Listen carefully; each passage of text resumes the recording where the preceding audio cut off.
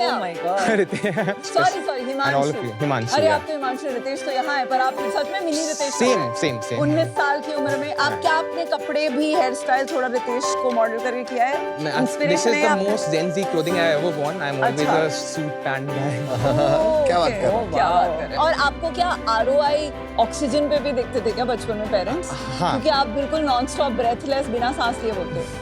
Energy अमन को देख के एकदम हाई हो गया अभी। तो अमन से आपको एनर्जी आई है, रितेश से 19 ईयर ओल्ड पे स्टार्टअप करने का हाँ। कीड़ा, एंड नमिता की आपने लाइन चोरी कर दी। वो शायरी मेरी है, मंजिल मिलेगी भटक कर ही सही। Actually, that was Gulzar's. Love it, you're right. और आप भी इनकी तरह ड्रॉप आउट है? हाँ. मतलब I never went to college. I did complete my high school. If I can give you a context about my journey. बिल्कुल बताइए हिमांशु, हम लोग बहुत क्यूरियस हैं। मैंने अपनी जर्नी एंटरप्रेन्योरशिप तब शुरू की जब 12.5 साल का था।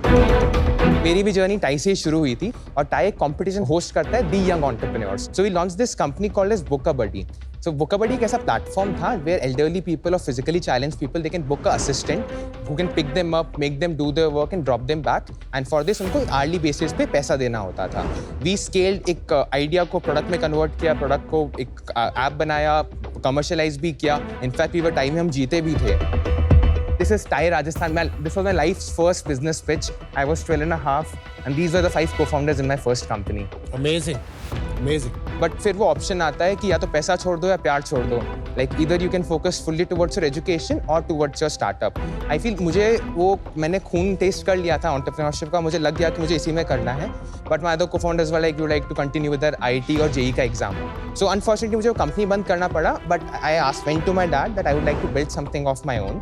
So we 3 founders gathered, me, Arnab and Naman gathered 1 lakh rupee each from अपने parents. आपने दूसरे दोस्त खोज लिए? दूसरे दोस्त खोज लिए हमने. We started this company called as SLSE. And we started solving supply chain का problem. So जो लाला सेट्स होते हैं Tier 2 and Tier 3 cities के, उनमें काफ़ी बार लॉजिस्टिक्स, स्टोरेज, सप्लाई चेन का काफ़ी बड़ा प्रॉब्लम आता है कि वो उनको टेक्नोलॉजी नहीं आता है उनके लेबर को. मिनिमम टेक्नोलॉजी में कैसे उसको सॉल्व कर सकेंगे सप्लाई चेन इश्यूज को, वो हमारा प्रॉब्लम था.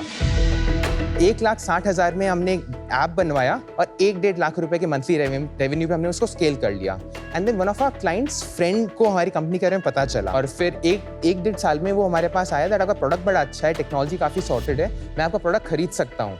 सो he bought our product for 35 lakh rupees and I was 14.5.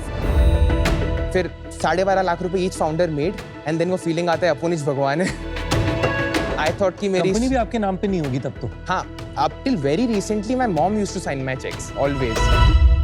एक Rolls Royce जो कार होती है, the first Rolls Royce of my hometown Jodhpur was purchased by this handicraft and furniture business owner. So I was like, this industry has money, let me explore it. So मैंने एक company शुरू की A साथी में we used to do B2B furniture exports. India से एक किसी बड़े बिजनेसमैन ने अगर कहीं दुबई में 50 स्टूडियो अपार्टमेंट का बिल्डिंग बनाया, तो उस 50 का एंड टू एंड फर्नीचर में उसको दूंगा. सो हमने 1 साल के अंदर उस कंपनी का, I was the solo founder, we scale to $2.7 million in revenue. I was great. अब सडनली USD में कैसे पहुंच गए? एक्सपोर्ट कर रहे थे ना? अच्छा, बट कंपनी इंडिया में थी ना? नहीं, दुबई.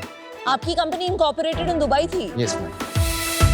21 करोड़ का आपने उसमें रेवेन्यू कर लिया? हाँ, और 50 से 60% का ग्रॉस मार्जिन. फिर क्या हुआ उसका? फिर one of our biggest clients used to account for 70% of our revenue, and he strategically acquired us. I was 16.5. It was a $1.5 million exit, and yeah, that has been my journey. आपने को $2.5 million का revenue कर रहा था, पर आपने वो $1.5 million में बेच दिया. Ma'am, so it was 70% revenue coming from a single client. कितने पैसे बनाए? So 1.5-2 million. 12 करोड़. नहीं, it was something 15 to 16 I made. 15 तभी के 16 करोड़. एक्सचेंज रेट पे 16 साल में. 16 साल. झूठ बोल रहा हूँ. उसके बाद क्या हुआ? So उसके बाद में तब तक फिर वो लगा I feel knowledge and education are two very different things. So I did leave my school 10th के बाद में private किया and 12th के बाद I went to college. किताबें पढ़ने का बहुत शौक रहा है. I never make a lot of friends. I always focus on very deep work. Kunal loves Swami Vivekananda. So I have quoted, वो कहते हैं ना कि उठो जागो और तब तक मत सो जब तक लक्ष्य की प्राप्ति ना हो जाए. So I guess उसी लक्ष्य की प्राप्ति की ओर we are really going. My God. अच्छा, अभी करंट बिजनेस के बारे में बताइए. नेक्सेरा की शुरुआत जो हुई इस साल कमर्शियलाइजेशन जून के अंदर शुरू हुआ. नेक्सेरा का एक सिंपल इंसाइट ये था कि कॉर्पोरेट्स को आज मल्टीपल वेंडर्स के पास जाना पड़ता है अलग अलग सर्विसेज के लिए. उसका सबसे बड़े दो इश्यूज हैं।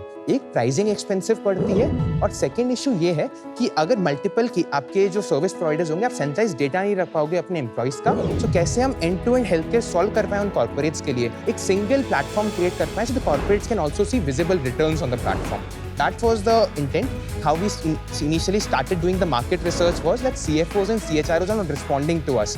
So मैंने एक podcast शुरू किया that hey we are launching this podcast, can you please come on the podcast and give your insights. So हमने उनको बुलाना शुरू किया, पॉडकास्ट में लेता था एंड देन गलती से एक इंटर्न को भेज देंगे सेल्स वाले का, hi sir pleasure to meet you, can I also discuss my product with you, and then we will line the call up and then a paid demo up and that's how we will convert them. My तो god, podcast आपका top of the funnel बन गया अपने business हाँ, के लिए. what B2B healthcare companies make a mistake is they sell to CHROs.